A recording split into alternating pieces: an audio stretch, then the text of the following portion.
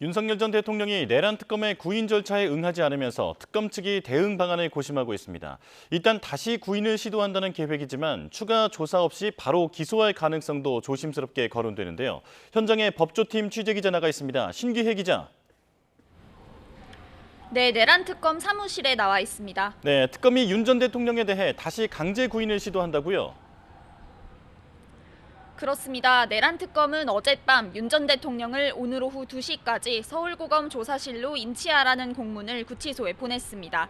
그간 윤 전 대통령은 특검의 거듭된 출석 요구와 강제 구인 시도에도 불구하고 어제에도 조사에 나오지 않았습니다.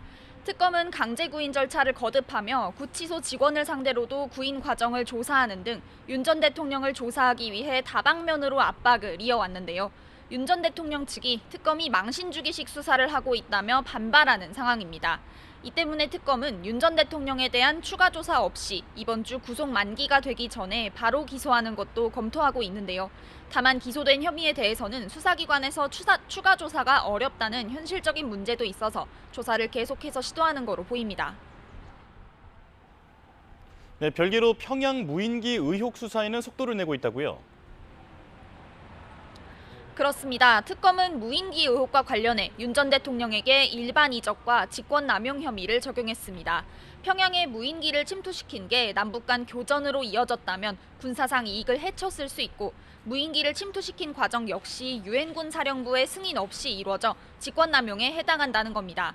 특검은 어제까지 드론작전사령부와 김용대 사령관의 자택을 압수수색하며 관련 자료를 확보했는데 내일 김 사령관 소환을 앞둔 만큼 자료를 분석하며 조사 방향을 설정해 나갈 거로 보입니다. 네, 혐의를 구체적으로 어떻게 입증하겠다는 건지 설명해 주시죠.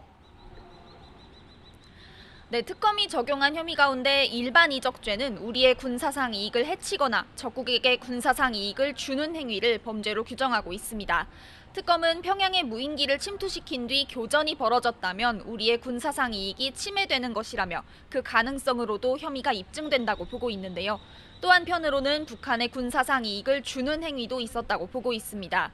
앞서 북한은 지난해 남한이 보낸 무인기라며 자체적으로 조사 결과를 발표했었는데 이게 우리 군사자산인 무인기의 비행 경로 등을 북한에 노출해 이익을 준 것과 다름이 없다는 겁니다. 즉 비상계엄의 명분을 마련하기 위해 무리한 작전을 펴다가 북한의 군사상 이익을 주는 결과까지 초래했단 얘긴데 이에 대해 김 사령관 측은 단순 작전 실패가 어떻게 고의적인 이적 행위로 연결되느냐며 반발하고 있습니다. 네, 그런가 하면 최상병 특검은 수사 외압 과정 규명에 박차를 가하고 있다고요? 네, 최상병 특검은 오늘 박정훈 대령을 참고인 신분으로 불러 조사할 예정입니다. 박 대령은 최상병 순직 당시 초동 수사를 진행한 인물로 상부 지시를 따르지 않고 사건을 경찰에 넘긴 혐의로 기소됐다가 최근 무죄가 확정됐습니다.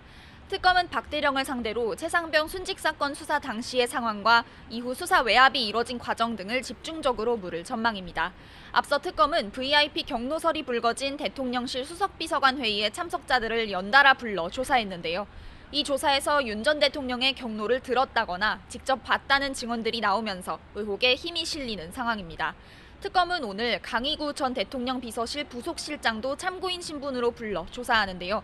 오늘 박 대령과 강 전 실장 조사를 통해 수사 외압 과정의 전반을 짚어나갈 거로 보입니다. 지금까지 내란 특검 사무실에서 YTN 신기혜입니다.